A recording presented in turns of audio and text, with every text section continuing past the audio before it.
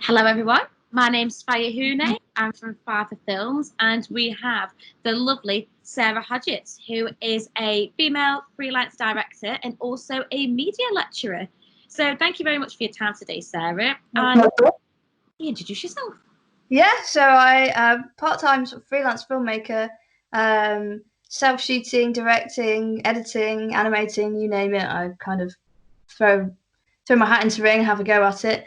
And also part-time lecturer teaching at the University of Salford in digital video predominantly. So that's me. Oh, busy lady then. Very busy. So, how did you get into what you're doing at the moment? Like, was it from a young age, or where did the journey start?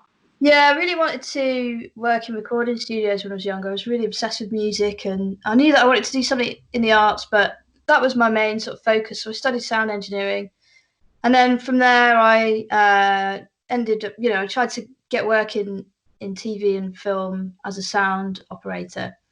And I just, spent absolutely ages trying to get work experience, find people that would hire me, or just give me an opportunity to be on set and get some experience, which is a long process in itself. And then as time sort of went on, I worked in events doing sort of all the AV type stuff, setting up projectors and mics and PAs and stuff like that. And one of the guys I worked with saw some of my holiday pictures, and he said, "You're really good at photography. You should do some filming." And I ended up, after a short time, just going around a lot of places in the UK doing the filming for events.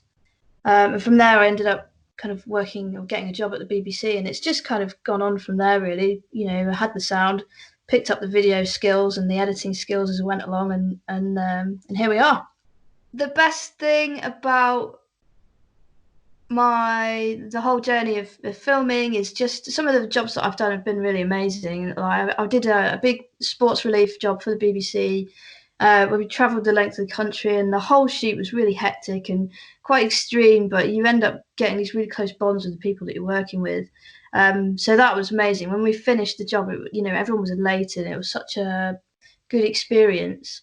But I've also done things like I worked for a charity called Fixers, where I ran the Glasgow office or the Scotland office of a bunch of creative producers who were just making content to help young people get their voices heard about issues that were important to them. And we were dealing with people who had domestic abuse in their lives, or they were young carers, and their teachers or the people around them didn't understand what they were doing every day.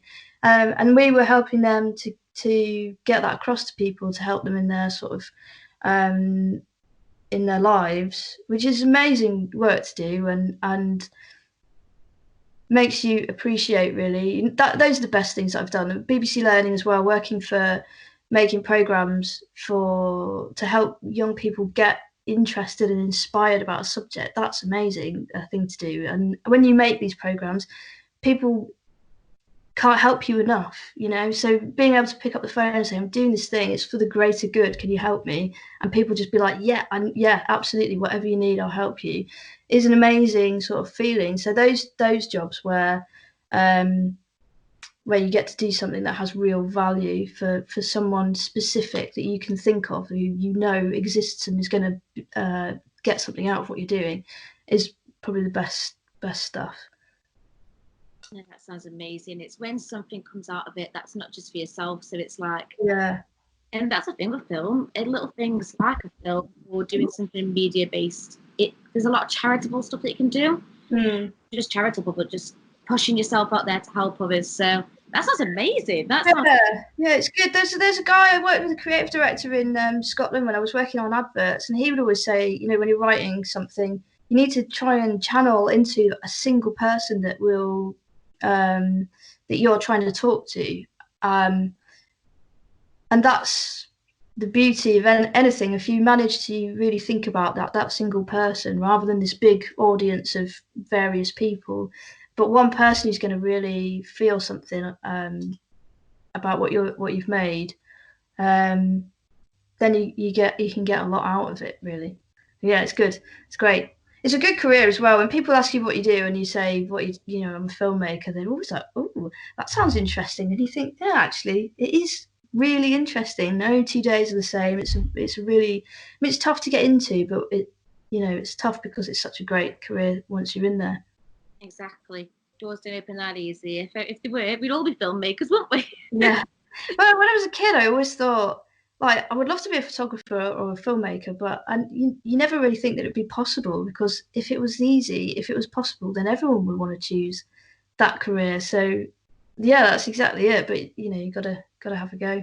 I'm doing it now. So, not to turn the questions complete opposite, but what's been your main hurdle then with everything that you've gone into and stuff? I think the main hurdles are when you start out and you just need to get a reputation for what you do, and get people to sort of take a chance on you. It's only when you start to get those names behind you, like people treat you differently when you say you work for the BBC. And when you've got big brands that have hired you for work, then other brands can go, oh, well, they've worked for Chicago Town, so they can work for Bakerfoyle or whatever. They've got that experience of working at that level. If you don't have that experience, it's really hard to get it. And if you can't get it, you carry on working like that. So I think that just getting experience and confidence as well, I think from a creative point of view, rather than a sort of finding business point of view, but just having the confidence to have a really good idea, get it written down and send it to somebody is actually really difficult. Then you can talk yourself out of trying to do things that you think are good, or lose confidence in your own projects, and learning to just plough through is probably one of the big things that hurdles that you have to get over. Which is a fair enough point, really, isn't it? But you've definitely got past them, haven't you? So. Well, I don't know. There's still kind of, especially being freelance, and times like now, it goes very quiet. And I mean, it's different now, but I mean, a couple of months ago, it's sudden. Christmas is a difficult time for freelancers because people aren't working so much, and summer holidays go very quiet as well. And you suddenly think, are people just not that busy, or have they just decided that they don't want to hire me anymore? And you get like plagued with insecurities about whether your work's good enough and stuff. And those feelings are the same as when I first started out, and you would send emails out and calls out to people and not get anything back. The same thing happens 10, 15 years later when you're trying to freelance. So you kind of got to get used to it. Well, it's a harsh reality, but you have to seem to get over it and stuff. So with the hurdles, what are your personal games? What are your personal aims now, like, and goals? I think, if I'm being completely honest, my goals recently have been more to have a really good balance between my work life and my personal life, and make sure that I achieve all the things that I want to do, and not make it always about filming and working and whatever the ambitions are for your career. It's not really about that. But that's probably because I'm lucky enough to have got to a point where I have achieved quite a few things. So I realise how lucky I am to say that. So goals now are more to do things that are more valuable to people, and worthwhile projects. So I'm working on something at the moment called VDM, which is video for distant memorials. So in the current climate, where people can't come together and celebrate a loved one because of the social distancing, we're offering to make free videos for people so that they can at least come together and getting photographs together and going through that creative process of making a film. And then they can maybe watch it all together over Zoom or Skype or whatever. But just to be able to do something to celebrate that person and not let their story get lost in and caught up in everything that's going on at the moment. So things like that. And I think to carry on learning and making things and getting better. I constantly look at my work and think, that's terrible. I wish I was better at illustrating or animating, or my cinematography can always be better, my editing, my After Effects skills, all of these things. And I think ultimately I'm a creative, and I want the things that I make to look beautiful or be funny or move people in some way. And you can always get better at that. So I'm constantly working on that. So you're always wanting bigger and better, even though I've seen your stuff and it is brilliant. So, what I was going to say, what is your favourite role then? So, is your favourite role being a director? You sound like you do everything: animate, illustrate, media lecture. Have you got a favourite? No. They're all favourite. Yeah, I don't. I like directing, but I find it quite. If I do any one thing for too long, I get kind of bored, I think, and I need to try something else. Although I think boredom's quite a good thing to feel sometimes, because it makes you focus on what you really want to do next, rather than just having to go at everything all the time. And I think, looking back, I probably would have benefited from doing a bit more of that, rather than trying to do everything well. No, I don't have a favourite style. I do a bit of everything. I guess I would probably say that I'm a bit of a techie person. So really, I love the sort of creative process. Yeah. No, I don't. I don't know what I'm saying there. I don't have a specific at all. I just do everything. What I do often, it's sometimes I don't get involved in the creative process. Sometimes agencies just come to me and say, "We've got this idea. Can you go and make it?" And I'll just go off and do it. But sometimes it is the whole process, from coming up with an idea in the first place to filming it, crewing it, or storyboarding it and editing it and everything. There's pros and cons to every different way of doing things. Sometimes I wish I was just a sound engineer again, so I could just stand there and record sound and just focus on that and just be brilliant at that, and that's it.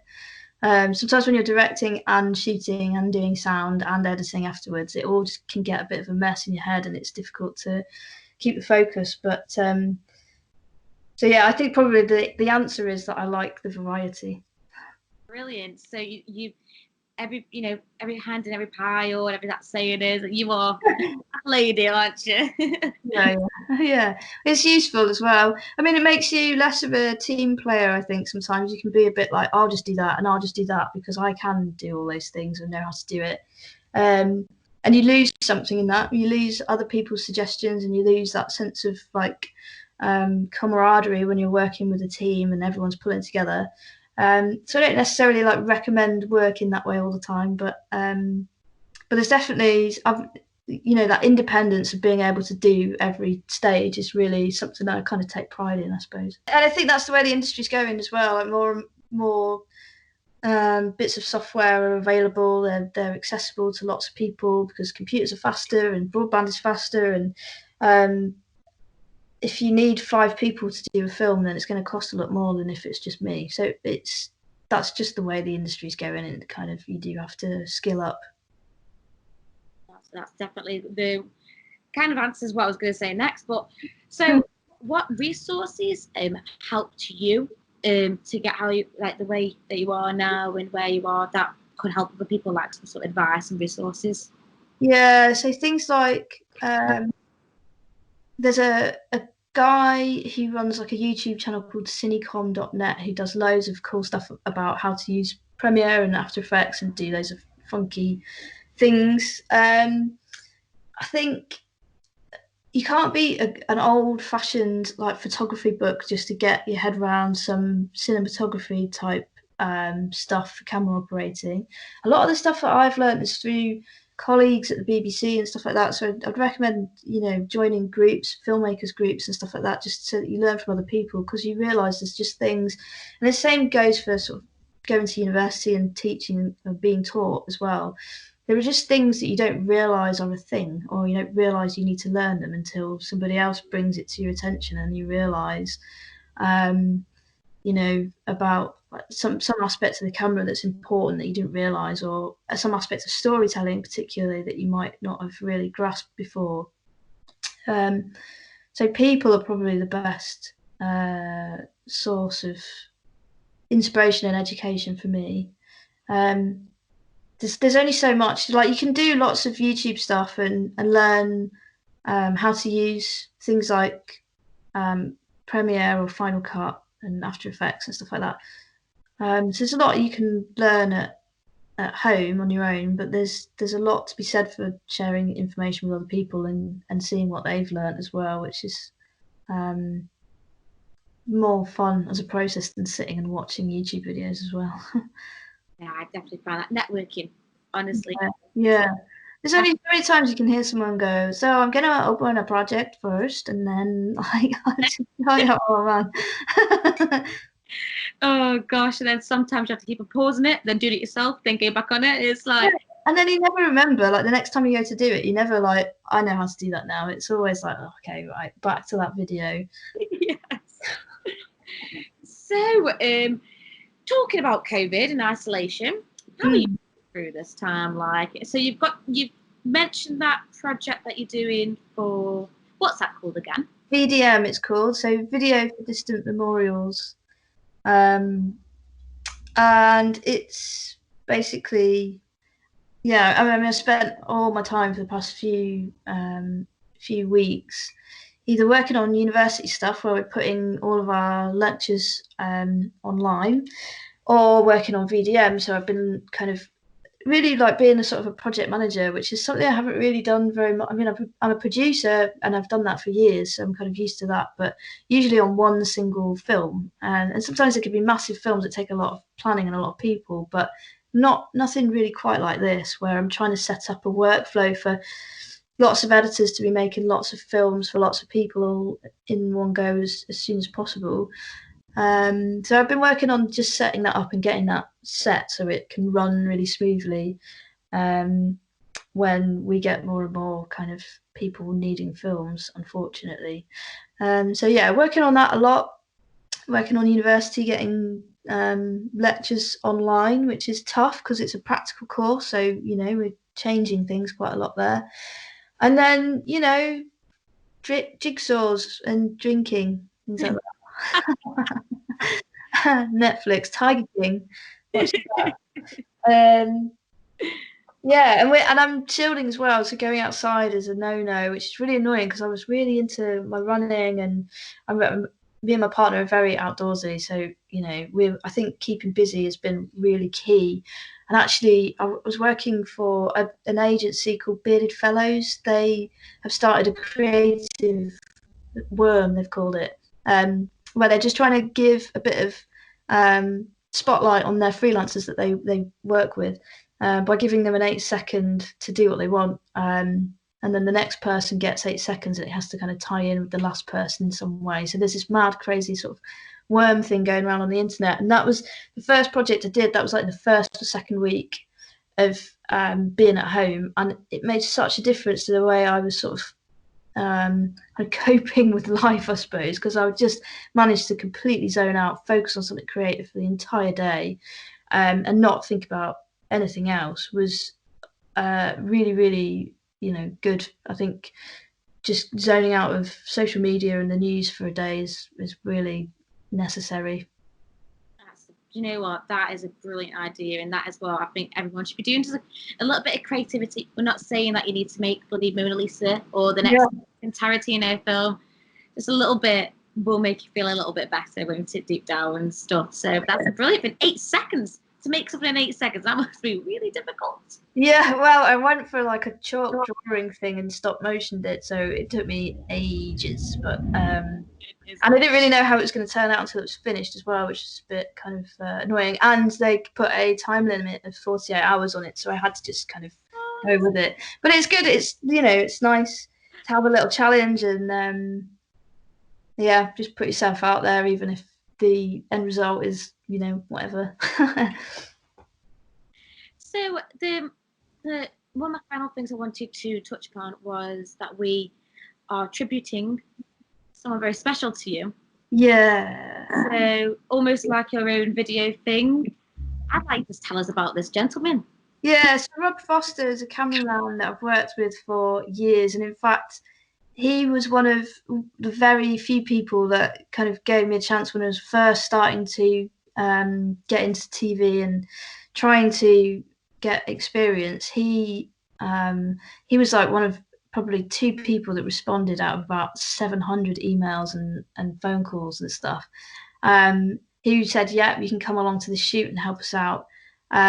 So he gave me some really key experience that helped me kind of get onto the next job and the next job from there.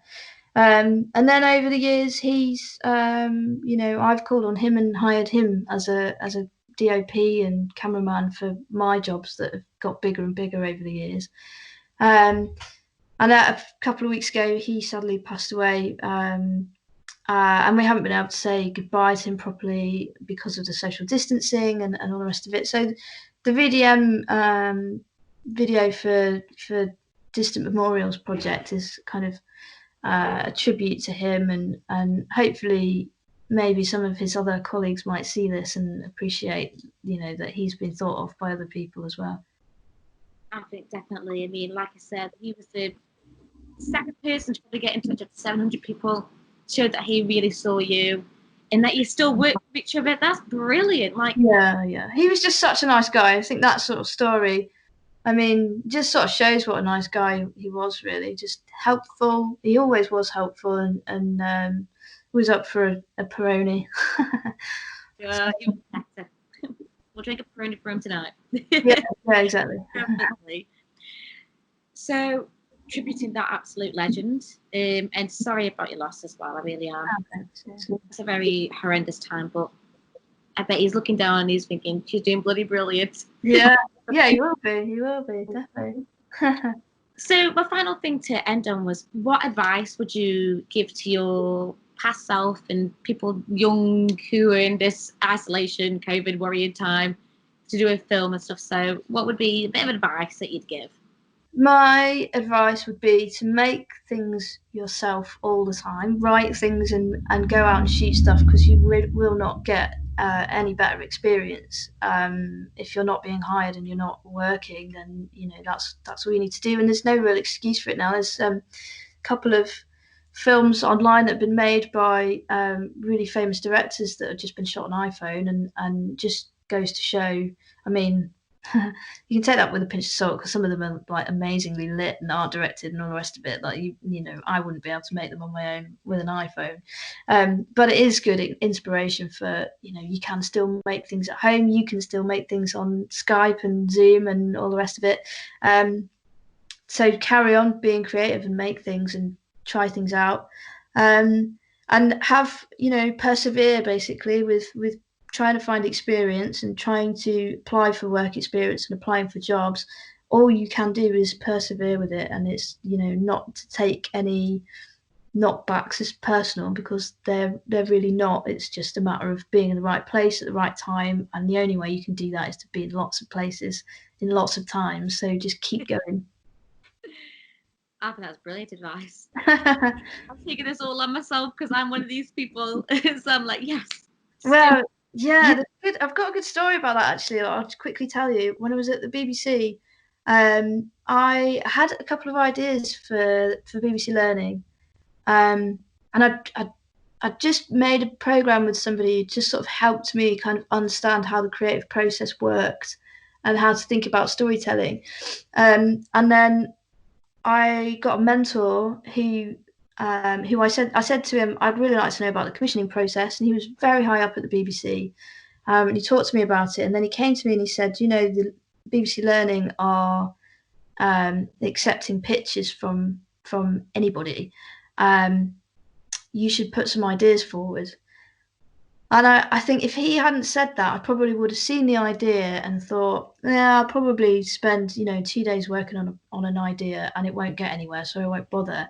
But because he was there kind of saying you should do it, I felt like it would be a waste of his time if I didn't. He was my mentor and he was giving me that advice, so I really should follow it.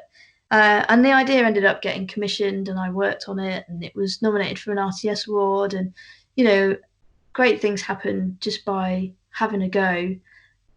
They will not happen if you don't have a go. So you've got to kind of think, what have I got to lose, and just keep attacking things like that.